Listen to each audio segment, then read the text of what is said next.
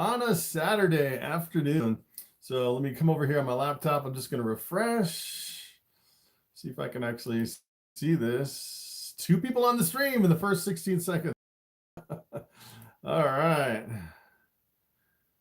All right, let me come over here. Pull this up. Oh, I'm going to turn the volume off so we don't get a really bad echo. Live chat. All right, I think I'm ready. I think Bobby's ready for the live stream. My Animal House, #1 comment. Congratulations on being first. What is going on? What's going on, Reptile Nature? Precise, what is up? Colin, Huey, Kinto, what is going on? What's your opinion on cypress mulch? Kind of the interesting thing with cypress mulch, first real question of the live stream, kicking it off. Hey, so I can't actually find cypress mulch in my local area at a reasonable price, which is kind of crazy. But I've seen a lot of people do a lot of cypress mulch. I think down in the South, you can get it a lot cheaper. I can actually get it online, but it's super expensive. But I've heard good things about cypress mulch if you're looking for a snake bedding. What is going on? Got your first clutch. That is awesome. Let's see. Oldest snake. My oldest snake is from 2010. 2010. So my oldest snake is 11 years old. What is going on, Brittany? I believe what I know. I like that name. Got a question about eye caps. All right, yeah. So for shedding, they can get stuck on the eye caps. What I like to do is I like to, if any snake is stuck in a shed, I'll bring it up to the sink, kind of mix up some warm water and kind of like rub the water all over the snake, get it nice and damp, and then kind of slowly work on the shed, including really carefully. Usually the last thing is the eye caps. What's up, Redneck Trailer Trash? What's up, Mike Hung? All right, tips on hatchling feeding. I have my first clutch hatching in 10 days. So hatchlings, the only thing that I can consistently get my hatchlings to eat are live mouse hoppers. I actually raise my own live mouse hoppers here in my, well, they used to be in my reptile room. I actually moved them into my basement. But live mouse hoppers is pretty much the only thing, especially for like the first 3 or 4 meals, sometimes 5 meals. You pretty much have to do live mice, and then you can switch over to like a frozen pond. All right, let's see. I have a very honest question, Precise. I just mailed Ball Python. He's the first purchase adult breeder. Got him home, put him in terrarium, levels are spot on. Hasn't eaten a meal. Yes, sometimes adult ball pythons won't eat for a long time, sometimes weeks, sometimes months. It can be kind of frustrating, but I would just keep offering every single week and he'll eventually eat. Any advice on breeding corn snakes or king snakes? So I'm pretty much a ball python guy. I try not to go to other species, but I've actually seen where in certain species, I think in some corn snakes, maybe in king snakes, you can actually double clutch where you can have more than 1 clutch of eggs per year. So I definitely look into that. Sometimes you can get an incredible amount of eggs from some of those other species by doing a double clutch. You can't do that with ball pythons. You pretty much just get 1 clutch a year. So, all right, let's see. Lots of questions. Yeah, so there's a lot more questions. There's no way I can keep up with all these. I'll try my best though. If I try to answer them all, I get way behind. So, all right, let's see. Boom Exotics, I see you are a channel member. All right, moving to the front of the line. Let's see. I could get used to this every weekend. Yeah, me too. Thank you. Hi, what is going on? Yeah, if you're a channel member, it actually shows up here in the comments. I can actually pick you out and kind of jump ahead of everyone else, which is kind of nice. What is up, Logan6? You should get into scaleless corn snakes. I've actually seen some pretty awesome scaleless corn snakes here at my local reptile shows, which would be pretty awesome. I've actually considered kind of, the only thing is if I get a corn snake, essentially I couldn't breed it to all my other snakes. I'd have to pretty much start like a whole nother rack with the different species that I couldn't breed in through my collection. So that's one of the reasons I kind of stick to just ball pythons. Let's see. First clutch, first year, mom with 7 eggs. That is awesome. When do you expect your next clutch to hatch? So I don't actually have eggs right now.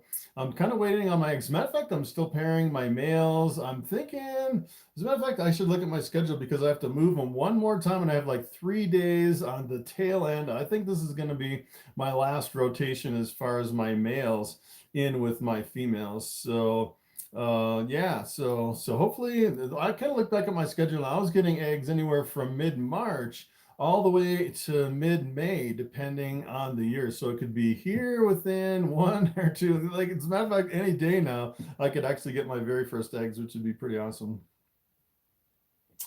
Let's see. Have you seen a firefly bamboo in person? No, I haven't seen a firefly. So I actually have, so that would be, yes. So a firefly would be the fire in the pastel. I've seen pastel bamboos. I've seen pastel pinstripe bamboos, but I haven't seen them with the fire in with the bamboo. It'd be kind of interesting. I got my first snake because of you. It can be addictive, Anthony. It could be kind of really super addictive. All right, let's see. What brand of racks do you use? So everything here in my collection, I actually got ARS racks as far as the racks that I use. And there's actually, I'd say probably the closest thing to ARS would be like the Freedom Breeder racks. They're really close, really high end, really super expensive. And the thing I like about the ARS is they're actually finished on the metal part of the rack. It's kind of like this, kind of like almost like a powder coat finish, where the Freedom Breeder is kind of like an unpolished, some kind of a chrome or stainless steel or something like that on the Freedom Breeder. So I kind of went for the more aesthetic looking ARS, but both of them are really good racks.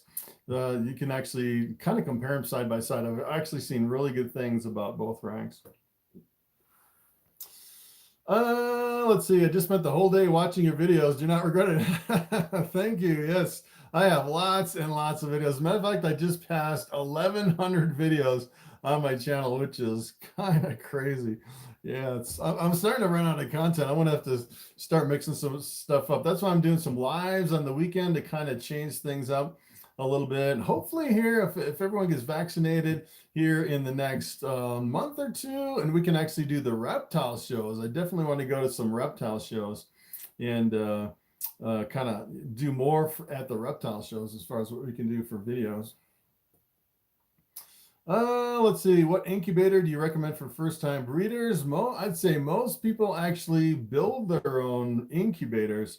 And what they'll do is they'll take like a little beverage cooler, and then they'll kind of use like the heat mat on the inside of the beverage cooler, and then put a thermostat right inside of it. That's what most people do. Let's see. Do ball pythons enjoy attention? That is a good question. I don't know. I think for Bobby here, I think he really likes getting out of his enclosure and just kind of coming out and just kind of hanging out versus just staying in the enclosure all the time. I don't know if he necessarily enjoys my attention for me, like a pet, as far as he's super friendly, but if I actually put him either on my shoulder or in some kind of like a jungle gym or something, I don't think he'd mind either way. It's kind of interesting with ball pythons. I don't think they really recognize their owner, although he is really friendly as far as getting used to people because he's been around me for so much just on my shoulder. So that's pretty awesome. Do you plan on ever vlogging your experience at Reptile Expo? So I used to do that quite a bit. I have some old videos where I sold at some reptile shows, and I did a bunch of stuff with like time lapses and a whole bunch of stuff looking at all the different animals. As far as doing the reptile shows, it's pretty awesome, but it's, I'm kind of waiting, right now I'm kind of going through this transition. We've pretty much been going through the whole winter, just doing, more videos and stuff on the internet and stuff like that. And I really want to get back to doing the reptile shows and, like egg cuttings and stuff like that, showing all my hatchlings, through the breeding season. That's the really exciting part of doing videos on YouTube. So I'm looking forward to that. That'd be pretty awesome. All right, let's see. What are your thoughts on JKR's Pompeii? So the Pompeii, I can't remember what the Pompeii is. I think it had something to do with a red stripe clown. I don't know what the Pompeii is. I know Justin Kubelka, he's doing some kind of the cutting edge stuff with mixing a lot of new genes into the clowns and naming a lot of those combinations. It seems like every time I watch one of his videos, he's got something brand new popping up, which is pretty awesome. My biggest money making gene in my collection. Well, I would say it used to be the scaleless head. The scaleless head was a really good money maker for a while, and that, of course, that came way down. I'd say probably the biggest thing right now would be the Desert Ghost stuff. But the problem is I've only produced one Desert Ghost. Sometimes, it's pretty much the most expensive for the single snake. I've actually sold some triple heads, the albino pied clowns, for some good money. As far as volume, though, I would think the bamboo is probably the number one, because I sell them for less money, but I sell more of them and they're easier to produce bamboos. So this year, probably my biggest money maker will be bamboos, as far as just because hopefully I'll have so many of them versus some of the other stuff where I only have maybe just a couple here and there. Let's see. Head clown to head clown is 1 out of 8 eggs. So actually, if you do head clown to head clown, the odds are 25%. So it'd be 1 out of 4 eggs. So you could get 2 out of an 8 egg clutch breeding 2 head clowns together. And the odds are kind of odd. A lot of times I actually bred a bamboo to something else, then you'd expect like 50%. And one year I actually got only 1 out of 10 were bamboos out of that breeding. And I've actually seen people take a bamboo, breed it to something else, and every single offspring was a bamboo. So that is like, the odds are, you can kind of figure like, 25% on 2 head clowns if you're breeding like 10,000 snakes, and look at the average over all those snakes. The bigger sample size you have, the more it comes down to the 25%. But if you just look at a really small sample size, sometimes it can really just throw you for a loop. Sometimes it's like, like last year, it's like, where did all my bamboos go? I think I only produced just a few bamboos, although I bred quite a few bamboos in through my females, which is kind of crazy. All right, Bobby. All right, let's see. How many snakes do I have? I have less than 45 now. I think I'm down to like 43 or something like that. So, and that includes two of my holdbacks from last year, and I'm just pretty much down to breeders. So potentially I can actually have anywhere from 100, probably anywhere from 50 to about 150 hatchlings this year, which would be pretty crazy, which would bring me up to like 200 snakes at my peak, which is kind of crazy. So it really varies from one to the other. Hello from Norway. What is going on? So it looks like we're actually 13 minutes into it, 58 people. So I assume there would be less people on the live streams. As a matter of fact, the last couple, we actually had like, I think 118 people on one of the live streams last weekend, which is pretty crazy. But today, I was actually looking at the weather here. It seems like it's been really warm, and with everyone kind of talking about, everyone taking their masks off and going out and kind of opening everything up. I think everyone's, kind of, as a matter of fact, I actually drove through a little town on my way home today. I was out getting some food for the rodents, and I drove through this little town, and it was packed, all the restaurants and stores, and people were taking their masks off. It was like, the pandemic's over, let's all go party. So I figured, yeah, the live stream will probably have less people with everything that's going on now, which is kind of wild how it just kind of fluctuates. How do I think about carpet pythons? I don't know anything really about carpet pythons at all. Would love to travel. When is the next reptile show? I'm not sure. I'll probably have to, probably what I'll do is I'll wait till the reptile shows in the fall. We'll see how the pandemic and the vaccine and everything, if everybody opens in the fall, I'll probably be doing just some of the local reptile shows here in Colorado. Like there's Reptilian Nation and then the Denver Repticon. I'll probably go to those. I probably won't bring any snakes. I'll probably just kind of show up and then walk through the show. Probably like I usually get there about like Saturday, maybe about 10 or 11 o'clock. But I'll definitely let you know if I'm going to a reptile show. And then maybe I can meet some of you guys there, which would be pretty cool. Let's see. My goal is a black razor clowny xanthic. Wow, that would be pretty awesome. Let's see. Are you still using 150 equal mixture of vermiculite and water? Yes. So for my incubator boxes, I use 150 grams of vermiculite, the really fine vermiculite, and 150 grams of like a lukewarm. As a matter of fact, I actually measure the temperature of my water when I mix it up, and I try to get it right at about 90 degrees, which is the temperature of the incubator. And then mix it together really good by hand before you put the grating on and put the eggs in. Let's see. Is there any reason my 1-year-old female ball python is losing her appetite?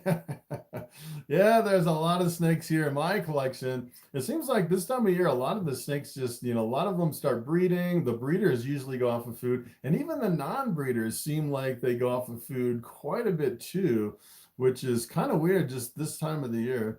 So I would say it's pretty common this time of year for a lot of your snakes to go, a lot of your ball pythons to go off of food. Have you seen many super pastels with neurological issues? I came across a few problems similar to spiders. So I have seen occasionally and just kind of random snakes that have kind of a similar condition, similar to spiders. And I'm not sure exactly what's going on with some of those snakes. It's, we're breeding so many snakes. Sometimes you can just have, random mutations where you get some kind of a, neurological issue that's not necessarily associated with the gene, just kind of a random mutation where you get a defect in a ball python. So I have seen some really weird stuff once in a while. It's kind of similar to like two-headed snakes. It's not really associated with any gene, but you'll actually see just kind of random weird stuff all through ball pythons just here and there. Let's see. Love your channel.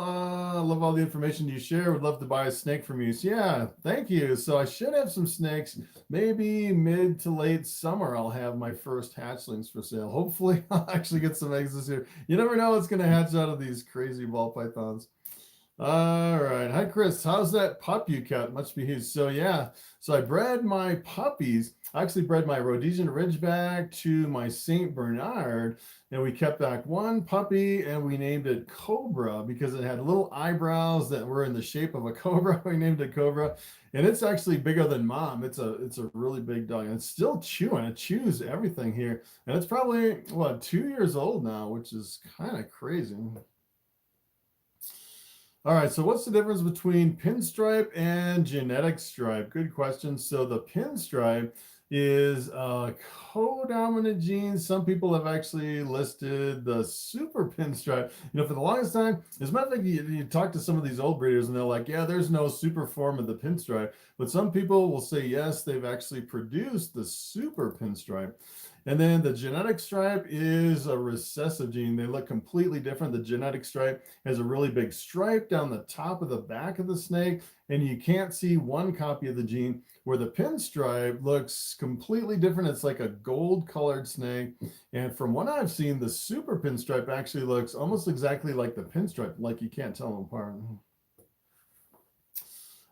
Can I use a VE100 for my incubator thermostat? Yeah, you can use just about anything as far as an incubator. So keep in mind, most thermostats, they actually have an on and an off that kind of vary sometimes. Some of them actually pulse, so you have more of a variation between the on and the off. And some of them can really dial in the temperatures really precise within like a fraction of a degree. So as far as eggs, I'm convinced even for ball pythons, you could probably use a really cheap thermostat that pulses on and off, and you'd be perfectly fine. All right, let's see. Wow, lots of questions.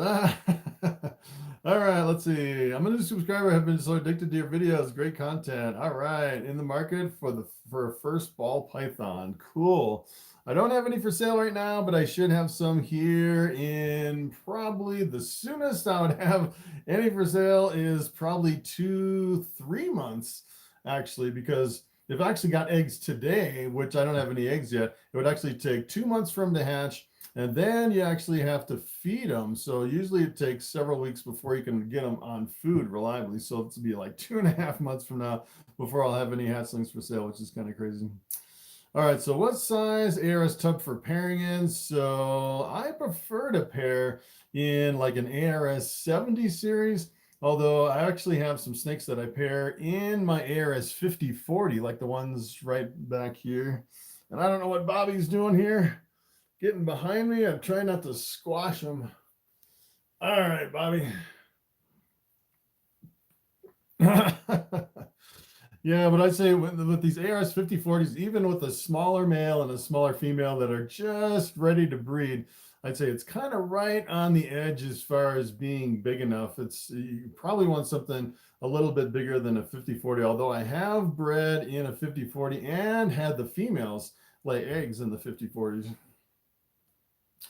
What temperature do you set the heat mat at? I set all my heat mats at 90 degrees. Let's see. I've got a leopard firefly that randomly does the thing with mouth wide open, hacking sounds, almost growling like sounds. I'm not sure exactly what that would be. I don't think I've ever seen that before. I've seen, the only time I've actually seen a ball python with the mouth open is when it's yawning or something like that, or kind of stretching its mouth. But as far as a growling sound, not sure on that one. I'd probably what I'd probably do is I'd probably try to take a video of that snake doing that and maybe send the video to like a veterinarian or something and have them see what they can say about that. That's kind of weird. Let's see. I've been a Tammy DeMerchant. I've been a subscriber for your channel since you had under 100 subscribers. That is a long time ago. Wow. I remember you making mama dog so comfortable with the heat and then air conditioning. Yeah, that was a long time ago. That was like, I've been doing this for like 2.5 years every single day, which is kind of crazy. Yeah, I was kind of all over the place at first until I really focused on ball pythons. So I was doing, yeah, you should see like one of my most popular videos is a duck video, and it takes me like 10 minutes to even talk about ducks. I'm doing like the dogs and the cows, and then I was like, what do I even name this video? I was like, all right, let's name it something duck, which is kind of crazy. Hey, we got a fan, Logan6. Thank you for being a member. Awesome. Am I married? Yes, I am married. I got married in 1996. It's been a while since I got married. Yeah. All right, let's see. What would you breed to an ivory pastel female? So an ivory is a super yellow belly, and with a pastel, it's pretty awesome. As a matter of fact, if I was actually to get into any type of a yellow belly project, the first thing I would get is an ivory pastel female, because you could actually sit on it and grow it up. And then what I would actually do is you could breed anything in the yellow belly complex to that snake. So you can actually take something that you can, for example, you could actually take a highway or a freeway or like a puma or something like that, and breed it into that, and you'd reproduce it. You'd get like, so for example, if you actually took like a freeway and you bred it into that, you get 50% freeways, and you would also get 50% ivories, which would be pretty cool. And if you actually hit the pastel freeway, those are absolutely stunning, the pastel and the super pastel freeways. So you can actually do some really cool stuff with that snake. That's probably what I would do. All right, Bobby's getting a little squirrely. We're at 24 minutes in. I'll probably go for an hour, so you have about 35 minutes left here on the live stream. And then I'm going to do another live stream tomorrow. We'll do a quick hour-long live stream. Same time, 6 p.m. Mountain Standard Time. What's your opinion on the Lori gene? So yeah, it's kind of interesting, the Lori gene. Probably the closest thing I've seen to Lori is the red axanthic and the het red axanthic. As a matter of fact, I think the Lori is actually allelic with red axanthic, as far as something I saw on the internet. As a matter of fact, I remember when Lori, they were actually working on, you know, trying to figure out what that was, and she like picked up the snake that was a little bit different. I saw the video from BHB when they actually named the Lori, and then they kind of bred it to other things and proved it out. And it seems like it acts really similar to the het red axanthic, which is kind of interesting. So speaking of het red axanthic, as a matter of fact, on my last video, I kind of left out one little bit of information. I wanted to throw it in there and I didn't get a chance to do it, but I noticed that the Anchi was compatible with the cinnamon. So it's kind of interesting. If the Anchi is compatible with the cinnamon, technically it should also be allelic with the black pastel and the het red axanthic and the Lori gene, which is kind of interesting. I don't see anyone really talking about, you know, since they discovered that the Anchi was allelic with cinnamon, now it could potentially be allelic with all those other genes, which is kind of interesting. All right, do your females go off feed while breeding? Yes, usually at the tail end when they start really filling up with eggs and getting bigger and bigger from eggs, they definitely go off of food. I think they get to the point where they just can't fit any food in there. A lot of times they'll like sniff the road and they look like they really want to, but they're just so big full of eggs that they don't take their own. Let's see. Thanks for all the videos. Huge fan. Farewell. See you later. Awesome. Let's see. All right. Thanks for the ivory pastel advice. Use an impulse buy. I have 9 females, 3 males. No two alike. Awesome. Cool. All right, let's see. Can snakes comfortably housed in an enclosure where they can stretch out along 2 sides? So some people have housed more than one snake in one enclosure, but I definitely would not recommend it. I've actually had some where a lot of times if you put them together, they'll kind of go into a breeding mode and they'll go off of food in the breeding mode. Sometimes it's even harder to get, especially ball pythons, to eat. And I kind of had a disaster with my reticulated pythons. I would definitely not recommend putting reticulated pythons together in the same enclosure full time, because if they both go into a feeding frenzy, they can start biting each other, which is kind of crazy. As a matter of fact, I'll actually probably do a video on that Monday, some of the crazy things that's going on here in my reptile room as far as some of the stuff I see with my reticulated pythons too, which is kind of crazy. Let's see. I just have a comment. I think it's strange garter snakes give live birth. Yeah, so it's interesting that some snakes give live birth and some actually lay eggs, which is kind of interesting. As a matter of fact, I thought live was a little bit easier at first, but you know, if you actually look at like boas, I always thought, you know, it'd be better to get into boas because you wouldn't have to mess with the eggs or anything. We come to find out boa constrictors are a little bit more difficult to breed than ball pythons, which I think ball pythons are kind of difficult in the first place.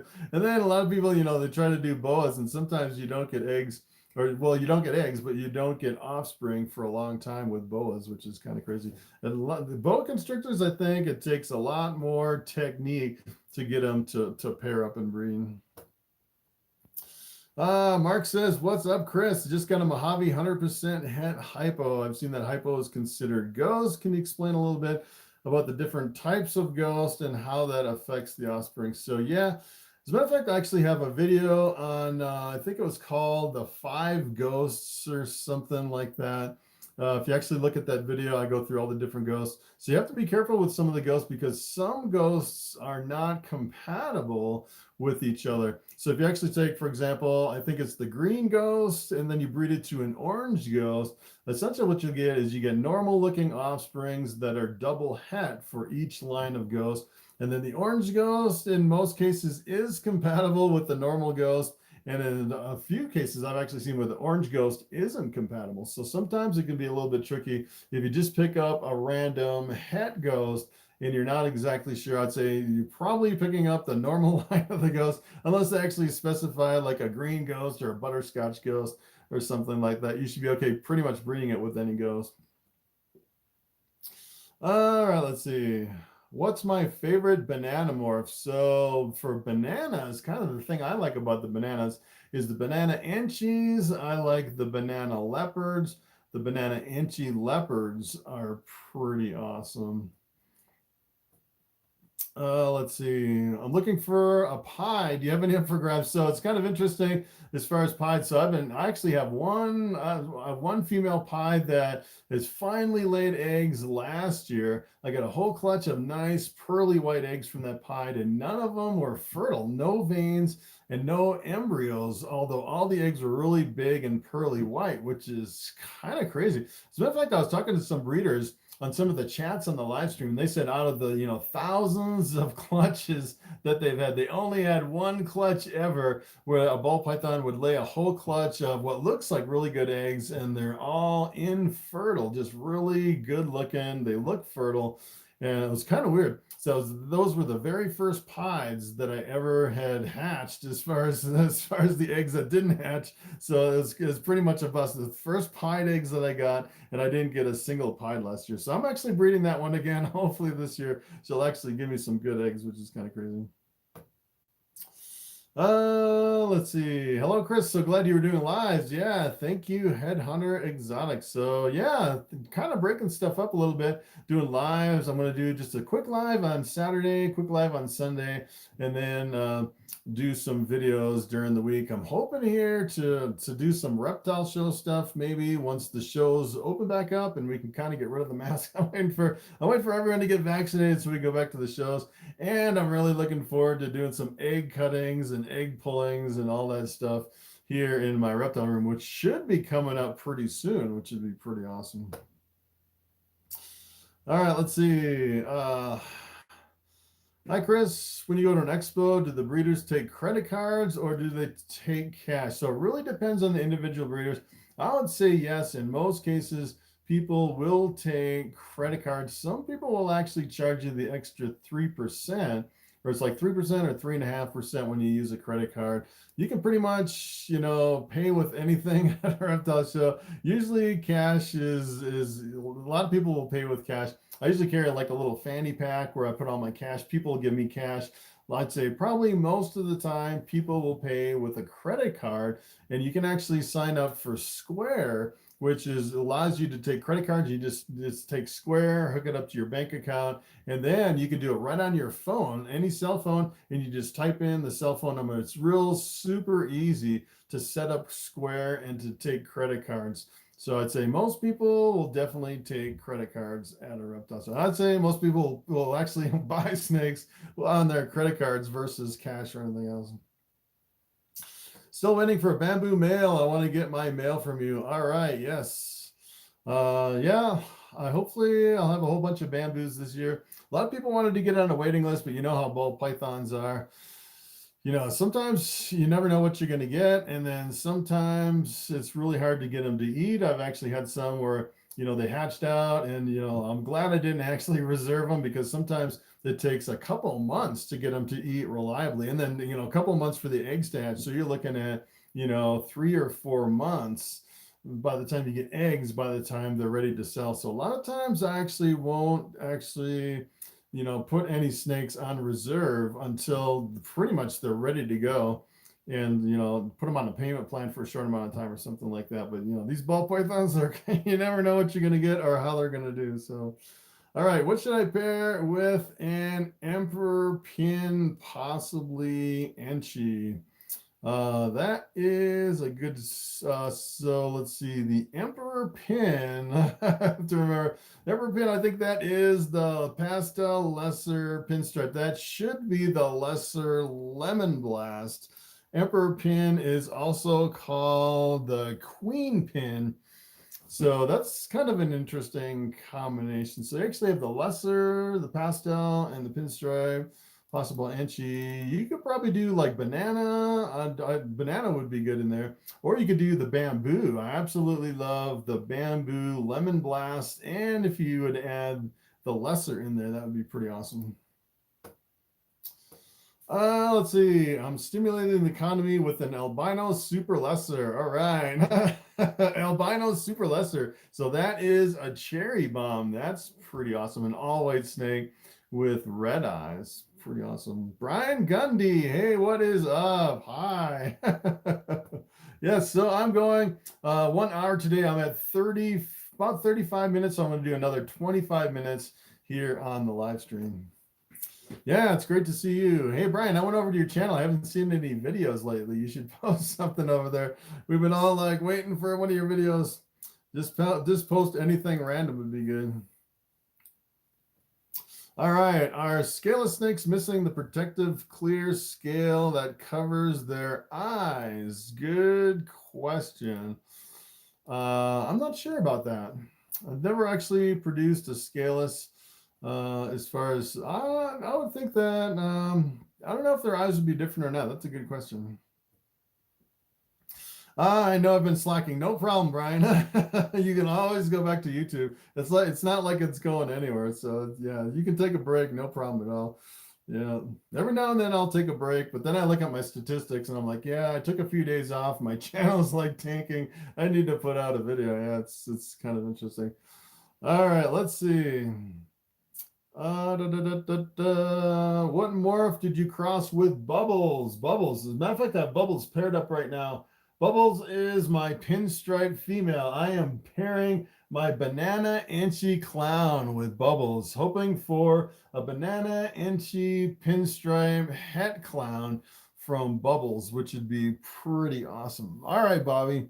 Bobby kind of freaks me out because he's putting his head like right behind me between my back and the back of the chair, and I don't want to squash his head in the back of my chair. All right, let's see. Are Hurricane and Trick the same genes? So that is a good question. As a matter of fact, I have seen some videos where they think Hurricane and Trick are the same. And there's a couple other ones that are really similar to Hurricane and Trick. The Blitz. Some people think the Blitz, the Hurricane, and the Trick could be the same gene, which is kind of interesting. I haven't really worked with either one of them to see, kind of side by side. I haven't really compared them to see how much of a difference it is. All right, James. Hey, Chris, big fan. Thinking about buying a Ball Python. Interested in the breeding size. Is it really profitable if you pick the right morph? Yes, it can be extremely profitable, and you can barely break even, depending. I'd say it's kind of like breeding horses. You can go all the way from, as a matter of fact, when I go out to buy hay for my cows, I actually go to all these different places that sell hay. And sometimes I'll come up to these places that are all run down and everything. You can kind of tell they're kind of hurting for money. And you look at the horses they're breeding, and they're just kind of, just random mixed breed horses. And then you pull into some of these ranches that are like Disneyland. It's pretty amazing how much money they make. And then you start asking them, where are you making all your money? How are you doing? Like coming up with all this money. Come to find out, they'll breed like race horses or something like that for some of the really popular races and sell their horses for like $40,000 a piece. And they make all this money. It's kind of the same way breeding anything like dogs, if you're breeding mixed breed dogs. And it's the same way with snakes too. If you breed really high-end snakes, you can make a lot of money. Of course, you have to come up with the money first to really invest in a lot of the high-end stuff. So that's kind of the tricky part about doing it. And then there's, of course, with snakes, there's always, the snakes that don't breed and the price is coming down, and then, waiting years and years for your females to mature and all that. So it's a little bit more complicated. Let's see. Have you thought about getting in a bit on the sunset gene? So, I'm thinking probably the one that I would like to get into is the monsoon, like the like a 50% het monsoon or something like that. Or if I could find a het monsoon for a reasonable price, that's not like thousands and thousands, I'd probably get into the monsoon project. Because there's a lot of sunset out there and a lot of people doing. As a matter of fact, I go to some of the local reptile shows and there's sunsets out there. But the monsoon, I think it's kind of similar in a way to the sunset, where they're both really visually dominant, there's not a lot of people jumping in on the bandwagon, and the monsoon is a little bit rarer than the sunset. So that's probably the direction that I'd go. Although the sunset would be kind of interesting. If you gave me a het sunset, I wouldn't turn it down. I'll put it that way. I'd definitely add it to my collection. If I have a male coral glow and I have a coral glow male and a super fire female. Awesome. So the super fire is an all white black-eyed leucistic. Is buying a double super or a double recessive the way to go? So that is a very good question. So double supers, so this, I'd say there's pros and cons to the double super and the double recessive. So the double super, everything you breed it to is going to be those two genes, and you better really like both of those genes, because everything you produce from that snake is going to have those two genes. So it's kind of an advantage, because you don't really get single gene combinations, but you actually don't get any normals. And the double recessive, I actually have like my albino pied. I breed my albino pied to a lot of stuff, and I get where I can't see the two genes, so it's a little bit more restrictive. I would probably prefer to go with something with a lot more co-dominant genes, so you can actually see all the genes and get a really big variety of a bunch of different genes. So that's just my personal opinion. You can do it either way. It depends on, like, if you had a double super that were really expensive genes, you can actually do that, and you can do really well as far as like a return on investment. Let's see. Where can I find a panda ball python? So the panda pied is your super black pastel pied. That's a super and a recessive, which is kind of hard to. I think the panda pieds are still really super expensive. When I first started in ball pythons, they were selling for like $10,000, which is pretty crazy for a panda pied. But I think there's still multiple thousands for a panda pied, which is, I don't know how much they're, and I haven't really looked at them, but I'm sure they're still really expensive. Let's see. My snake fell off my shoulder earlier. Should I be watching for anything? Yeah, so if you drop your snake, probably what I'd be most worried about is any damage to the head or the mouth, or any swelling or something like that. Just kind of be careful. And that's kind of one of my biggest fears, is dropping one of my snakes, like dropping Bobby or something like that. You definitely don't want to hurt your snake. You can definitely have some like internal damage or something. Let's see. I wanted to say I still see Skittles on Morph Market. Still one of the most expensive, but the crazy looking. So sometimes I actually see some snakes over on Morph Market. I don't think people really price them to sell them. They just price them to kind of show them off. So for example, if I wanted everyone to see Bobby, I can actually price this snake at like $100,000, put it over on Morph Market. You know nobody's going to buy it, but it's just kind of a way to show off the snake too, which is, I think some people actually do that. I've seen some stuff over there that I don't think anyone would buy, and people price it just astronomically as far as the prices, and they're just kind of showing them off. Would you ever start breeding hognose snakes? So the hognoses are actually native here in Colorado, and there's some rules on hognose, so you can only have a limited number of hognoses that you can have in your possession, and you can only breed and produce so many hognoses. Because keep in mind, the hognose is actually a rear fang venomous too, and some places actually prevent you from selling hognoses, some of the reptile shows, which is kind of crazy. All right, I just got a normal for my daughter this summer, and I have 15 ball pythons. Wow, 5 are ready to breed. Pairing them up with a leopard butter male inchy albino. That is awesome. 15 ball pythons. Yes, you kind of have to be careful, because if you get too many, especially females. So if you have 5 females, that could be like 30 to 40 hatchlings from those females. It's kind of interesting, because you start collecting snakes and you don't realize that, your 20 ball pythons can turn into like 100 or 150, depending on how many actually eggs that you get, which is kind of crazy.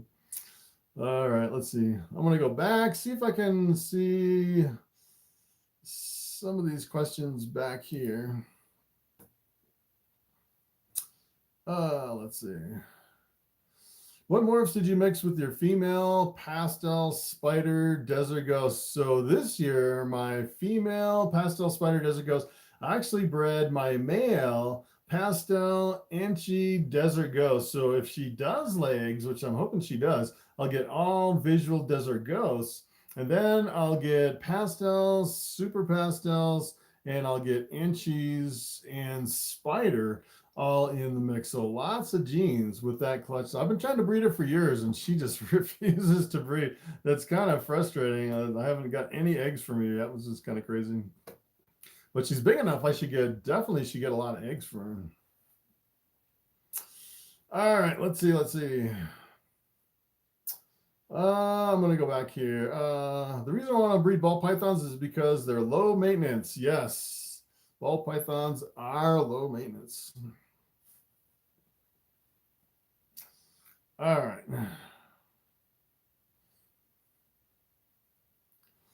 All right, let's see. So just picked up a clown pie, het lavender, albino. Any idea who might have some triple hets to possibly make holy grails? So if you're actually looking for triple hets over on Morph Market, yeah, good luck on that. That is pretty hard to get the right triple het. As a matter of fact, I actually produced my albino pied clowns, and it's pretty much the only ones over on Morph Market. As a matter of fact, I was actually looking for quite a while to see if anyone else had the triple het albino pied clown. And it's kind of interesting. A lot of people have like albino pied ghost, or albino pied axanthic, or clown pied ghost, or something like that. There's so many different combinations with 3 different recessives as far as a triple het. It's pretty hard to actually find something like that, even on Morph Market with all those snakes, which is kind of crazy. Where do you post your snakes for sale? So under every single video, you can actually expand the description under the video, and it tells, I have a whole bunch of information. And one of the things I have under every video is a link to my Morph Market store. You can actually go over there and look through all my snakes. And right now, I actually don't have anything listed over on Morph Market. I don't have any snakes. I probably won't have any for about probably another 2.5 months before I'll have some snakes over on Morph Market, which is kind of crazy. But yeah, I just actually upgraded my Morph Market account, so they kind of changed the pricing over there, which is kind of crazy. It seems like it's really expensive now over on Morph Market to actually post a whole bunch of snakes. I've been thinking about buying Skittles. You want to buy a house first? Yeah. Sometimes it's like, hey, should I buy a snake or should I buy a house or a car? It can be pretty expensive buying snakes. Just brought your first snake home. Congratulations. Where can I find a scaleless ball python for sale? You can actually go over to Morph Market and look through some of their scaleless. I think there's still a couple $1,000s though for a completely scaleless ball python. They're still pretty expensive. Not a whole lot of them out there yet. It's kind of like a race to the scaleless. It's like the prices are coming down really super fast. As a matter of fact, it was kind of like we're chasing the prices for the scaleless heads, just the one copy of the scaleless, and now we're pretty much at rock bottom. And now it seems like we're kind of coming up against the completely scaleless. It really takes a long time for the females to get to a certain size before you can actually breed them and make a scaleless. So that's why the prices are still high, because the scaleless isn't really that old. It's only been, since the first scaleless was produced, it's only been just, I think, like 5 years maybe since they produced the very first scaleless. So it's kind of crazy. All right, so we are at 48 minutes. So we have 12 more minutes on the live stream. We're going an hour, and then I'll do another live stream tomorrow, same time, 6 p.m. Mountain Standard Time. All right, let's see. I've heard you say the super spider is a lethal combination. What are some others? So you can actually, I've actually done a few videos working other genes into spider, which is a lethal complex. As a matter of fact, the spider champagne is a lethal combination. The other one you have to be careful of is the desert. So you can't make a super desert because there's a problem with the females. If you breed the females, from what I've heard, they actually lay all infertile eggs, and if you breed a female desert, it can potentially kill the female when it lays eggs. So a lot of people say you shouldn't breed the female desert. They're pretty much pet quality only. And the desert is definitely different than the desert ghost, which is a completely different gene. Yeah, you can buy a snake or a Harley. Yeah. So yeah, I bought my Harley this year, sold a bunch of snakes and bought a Harley, which is pretty awesome. Still can't drive my bike because the dead end street right in front of my house is still solid snow from one side. As a matter of fact, I actually went down to Denver. It was 70 degrees in Denver. All these motorcycles are riding around. And then I come home to my dead end street and it's like completely snow from the one side. There wasn't even a path through the snow road coming out of my house. So I'm thinking another couple of weeks before I get my bike out, which is kind of crazy. Yeah, super champagne is lethal. That's another one. You don't want to breed the super champagne. And yeah, I think as a matter of fact, I think the super Woma and super hidden gene Woma is also, those are both lethal combinations too. Why when you use the Morph Market Calculator and cross a Disco Inferno and Super Stripe, you only get 2 gene combos, but no more. So yeah. so the Disco Inferno. So it's kind of interesting. I actually did a video on the Disco Inferno, which is the combination of the disco and the fire. And on the video, I actually said it was an allelic combination. So you take the Disco Inferno, you breed it to something else, you get 50% disco, 50% fires. And then a lot of people in the comments, after I posted that video, came out and said, hey, the Disco Inferno is not allelic. And if you breed it to something else, you can reproduce the Disco Inferno and you can get normals. And if you actually look at the 2 different calculators, the one on Morph Market versus the one on the World of Ball Python, I think they're completely different. Or one says it's allelic and one says it's not allelic. So the kind of the jury's still out. I think that it's not an allelic combination based on kind of what I'm hearing. And I think one of the calculators is actually incorrect. I have a female with 950 grams. Do you think she could be ready to breed in November? 950, probably not. I don't think you can get that snake up to be a solid size by November. Maybe if it's eating really well and you feed it really good, you could possibly do it, but I would probably give it another year. I have some that kind of get stuck right around 950. How late can your ball pythons lay? I've actually had some lay really late. The problem is if they start laying, as a matter of fact, I was looking at my schedule. I think they started in March one year, where they started laying in March, and then May in another year. And I think they laid for 4 months. So it was May, June, July, and August. I was still getting eggs in August last year, I think. And usually if they lay in August, it's really hard to get them back into condition by the middle of October, August, September, October. So you only have 2 months. And a lot of people will say, yeah, you need at least, I think it's like 5 or 6 rodents that you need to get into that female before you pair it up. So a lot of times if they come right back on food and they start eating really good, a lot of times you can do it. But with the really late lay, sometimes I give them the next year off as far as the next breeding season. There hasn't been a super champagne ever. As a matter of fact, I did see a super champagne. You can actually go over on the World of Ball Pythons and look up the super champagne. It's actually a white snake. And that snake, I actually looked into the history of that snake, and apparently it developed and it hatched. And then shortly after it hatched, it passed away. So it's kind of the same thing with the spider. I've actually seen some people where they make a super spider, and as soon as they hatch, for whatever reason, they don't live very long, or they pass away in the egg, which is kind of weird with the supers, with the champagnes and the spiders.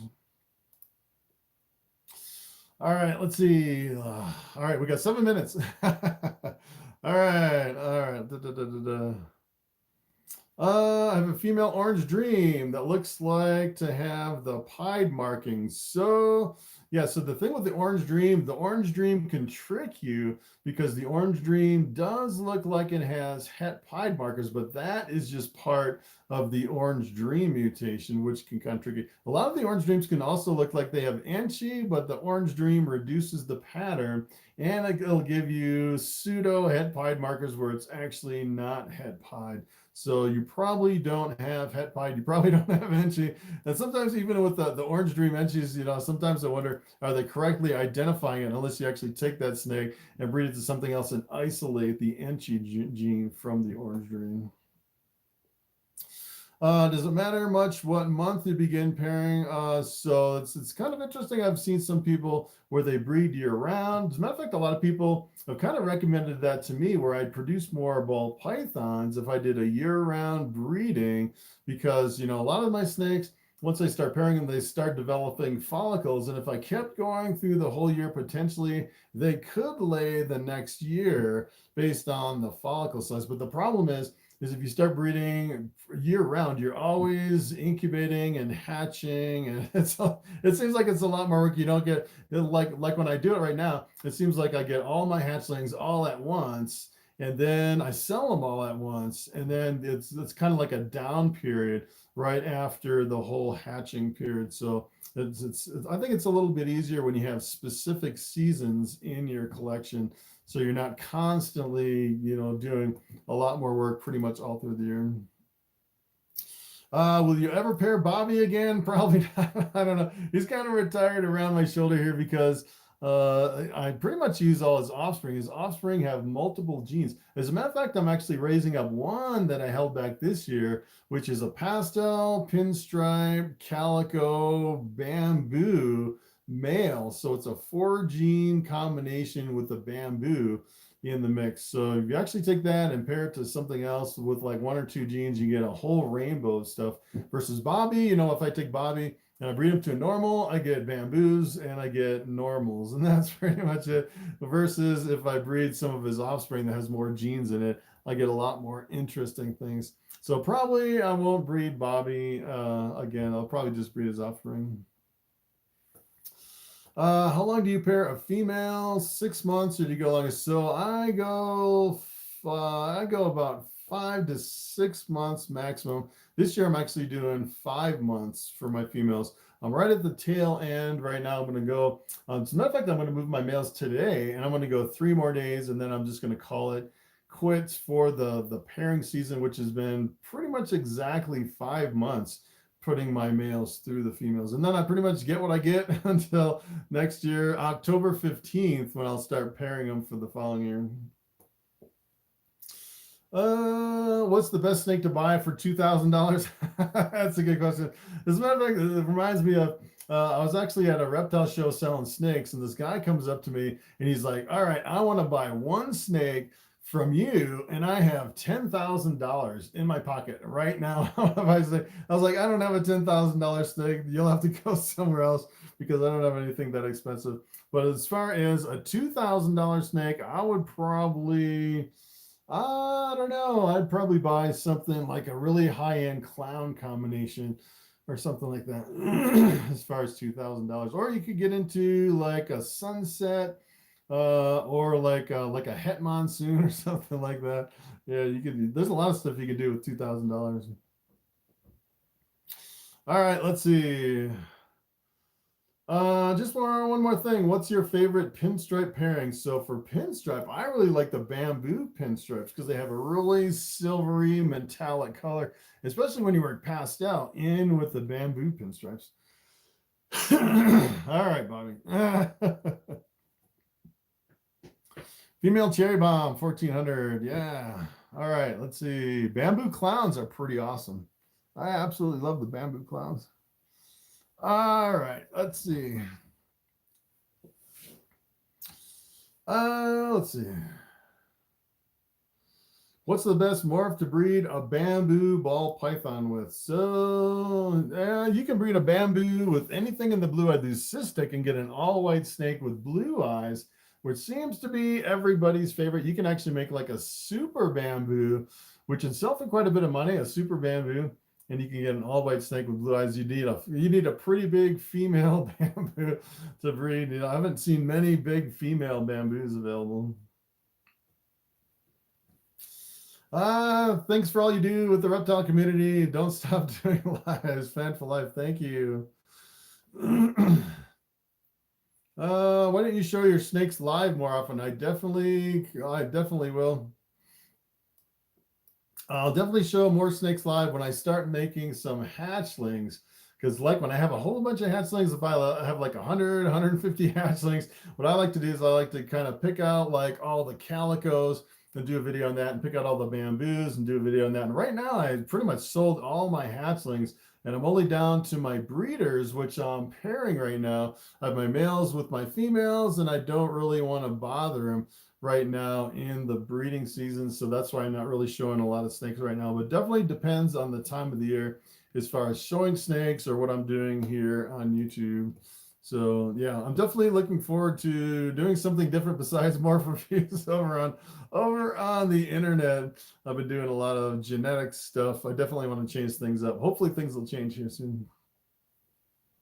I think the bamboo looks best alone. I agree. So bamboo's probably one of the best genes as far as just a single standalone gene. I think that's where the bamboo really excels as far as a really awesome gene. That's kind of the number one thing that puts them against all the other genes. Don't see a lot of bamboos in Florida. So yeah, it's kind of interesting. When I first started making bamboos here in Colorado, I think I was the very first person in Colorado to bring bamboos into the reptile show. And the first year I bred so many bamboos. I think my whole table was like half bamboos. And everyone came up to the table and they're like, what is that? They had no clue what a bamboo was. I was like, it's kind of interesting that they really took off here. And let me tell you now, it's like every single bamboo I actually produce, I sell it pretty much as soon as I list it over on Morpher. I think the last bamboos I posted over there, I posted like 6 or 7 bamboos, and they all sold within like 10 hours. It was pretty crazy. If I had more bamboos, I definitely could sell a lot of bamboos, especially this specific line of bamboos from Bobby, which seems to be a lot higher of a contrast than a lot of your other bamboos. I've seen some bamboos at the reptile shows here locally, and a lot of them don't have the really high contrast and the really bright background that you'd see on Bobby here. Bamboo lesser, yes. I actually produced some bamboo lessers. It's an all white snake with a faint yellow line right down the top. They sell pretty good. Seems like the straight bamboos or the bamboo lemon blasts, the bamboo with the pinstripes sell the best as far as what I've actually seen. Yeah, I can show how my holdbacks are doing. Yeah, so I just have 2 holdbacks, which are, as a matter of fact, actually, so I was actually gonna quit here, but I'll show you my holdback. I actually have my holdback. Let me show you this. This is pretty awesome right here. Since you want to take a look at my holdbacks, take a look at this one. He's doing really good. I don't know if I can read him this year, but take a look at that. That is my Coral Glow Pinstripe Male, which is a male maker. Look at how big that guy's getting already. Beautiful snake. So he's getting really super big already, nice and big and chunky. So he's doing great. Almost, I don't know, I could probably breed him next year, maybe. And I'll show you this one. This is my kind of my show and tell here right at the end of the live stream. All right, take a look at this one. Look at how big this one's getting. This is one of Bobby's babies. This is my this is a male, a pastel pinstripe calico bamboo. So this is a lemon blast bamboo with a calico in the mix. Look at how big this one's getting. Really nice and big. Pretty awesome. I'm really looking forward to breeding this one. I want to breed this one through my collection. As a matter of fact, this one is possible Het Desert Ghost. So probably what I'll do is if I actually produce some visual desert ghosts, hopefully this year, I'll take this and I'll breed it into that desert ghost female, which would be a pastel spider desert ghost. So that would be a pretty awesome pairing as far as that. So those guys are doing fantastic. So those are my only 2 holdbacks from this year. I actually marked like 10 of them or 12 of them, and I was like, all right, I'm going to hold all these back. And then I got down to where I was looking at my rack space and kind of thinking, all right, if I hold all those back, I won't have any room for holdbacks for next year or the next year. So I'm pretty much just doing 2 holdbacks a year, which is really difficult to kind of figure out which ones to hold back. All right, so we are at 1 hour and 4 minutes, and I think I'm going to call it quits right here. We're at 61 people on the live stream, and I want to do another live stream tomorrow at 6 p.m. Mountain Standard Time. So thank you for all the comments. It's pretty awesome. And I guess I'll just call it quits here. So thanks everyone for joining in on the live stream. And I will see you tomorrow if you decide to join the live stream at 6 p.m. Mountain Standard Time. And I will see you later. Thanks.